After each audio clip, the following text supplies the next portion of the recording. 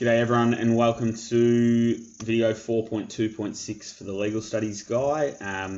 So we're jumping into the second section of area 4.2 now, which is all about law reform. So as we've moved on from courts and parliament as lawmakers. Our quote today is hard work beats talent when talent doesn't work hard.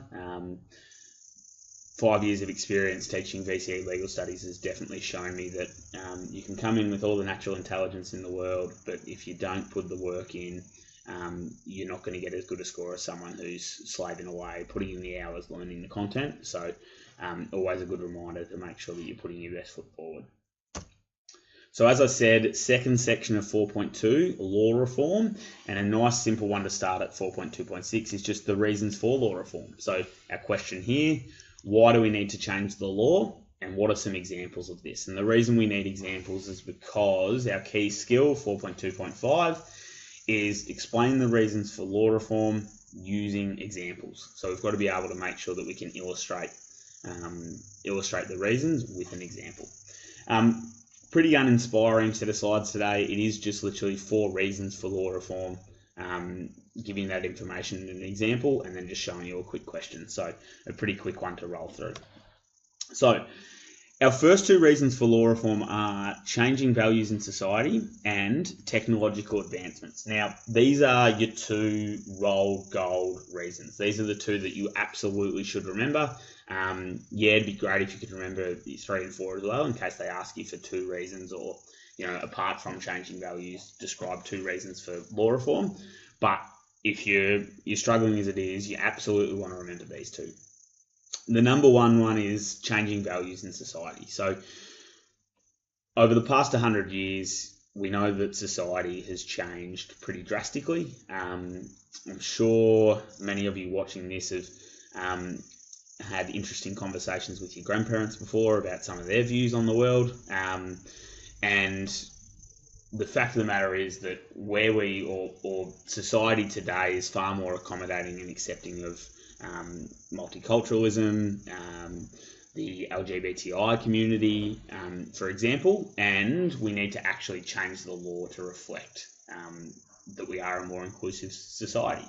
The perfect example of the fact that society's changing values have led to law reform is the change to the Marriage Act last year, so the end of last year, where as we know, the Commonwealth made it possible for same-sex couples to marry after a very long plebiscite process. But this just shows, 100 years ago, there would have been, as we've seen from the end of 4.1 with international treaties, it was still illegal in 1997 to be homosexual in Tasmania. So that's less than 20 years ago. But already 20 years later, and probably still too late, we've changed the Marriage Act that allows same-sex couples to marry. So values have changed in that time, and the law needs to change to reflect that. Reason number 2 is technological advancements. Again, over the last 100 years, technology has improved dramatically. As you can see here, 100 years ago, there's barely cars, people are getting around generally horse and carriage. To these days, nearly everyone owns a car. The law needs to change to reflect that advancement in technology. You can imagine moving into the future, people might start getting around by teleportation or something like that. There would need to be laws put in place to regulate that new technology. A great example of this is that in 2003, the Victorian government had to change the Crimes Act through the Crimes Amendment Stalking Act, which introduced or added cyber stalking. So obviously the concept of stalking doesn't change. I'm not sure what the exact definition is, but the idea of menacing someone or harassing someone continually and making them fearful. But they needed to add some extra elements into that law to include things like the use of carriage services, the use of SMS, effectively the use of the internet to stalk someone as opposed to just physically stalking them showing up at their house. So that's an example of technological advancement that the law needed to change for. The next 2, as I said, it'd be great if you could remember these, but not quite as important. So the 3rd reason for law reform is for the protection of the community. You often hear people complaining about Victoria being a nanny state and too many laws and too many regulations. But there is this whole idea that originally the law was just meant to provide some basic guidelines for interaction between people, but these days there's more and more of a push from the community to have laws in place that really protect people and provide a comprehensive list of guidelines for what people can and can't do. As new risks arise, the public generally cracks it and wants new laws to be put in place to address them, and as a result, the law needs to be updated.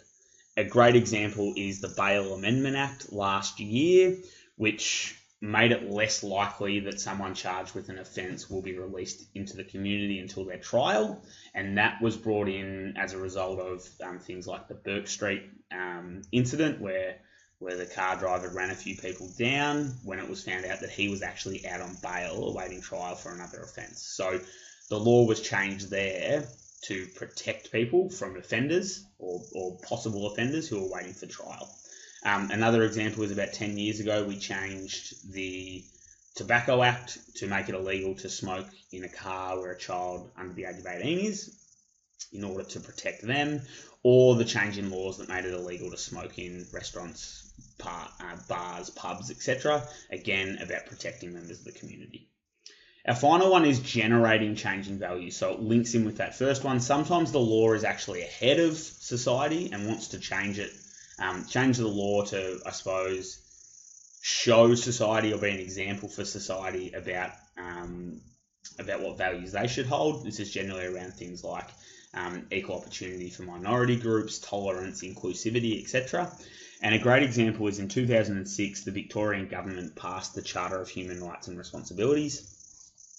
This law means that every time the Victorian Parliament passes a new law, they have to put forward a statement of compatibility, which details whether the new law meets the requirements or the guidelines of the Charter of Human Rights and Responsibilities or not. So in the Charter of Human Rights and Responsibilities are things like you shouldn't be discriminated against based on your sex, your right to a fair trial, the rights you have in criminal proceedings like the right to a translator, etc.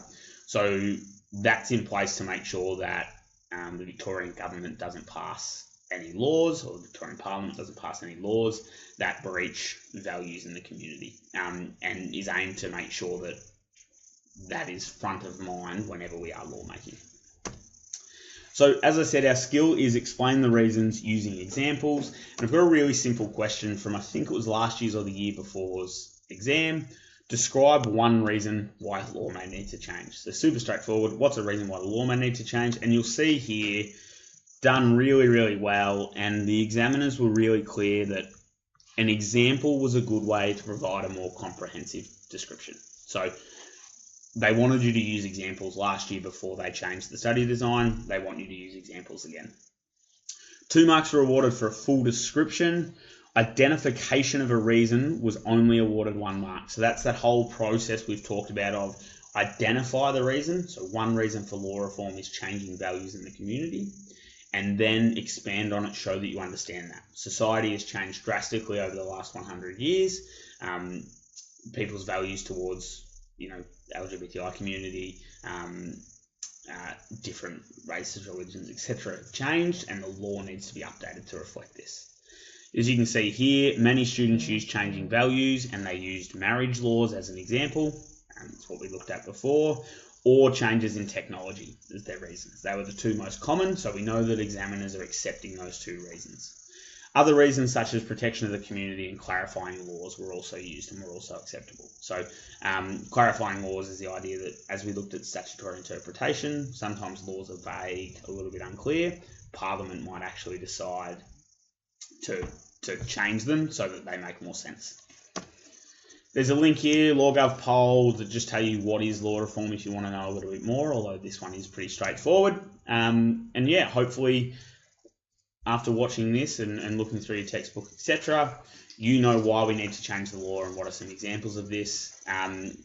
Make sure you like, subscribe, all of that, and we'll see you soon for video 4.2.7.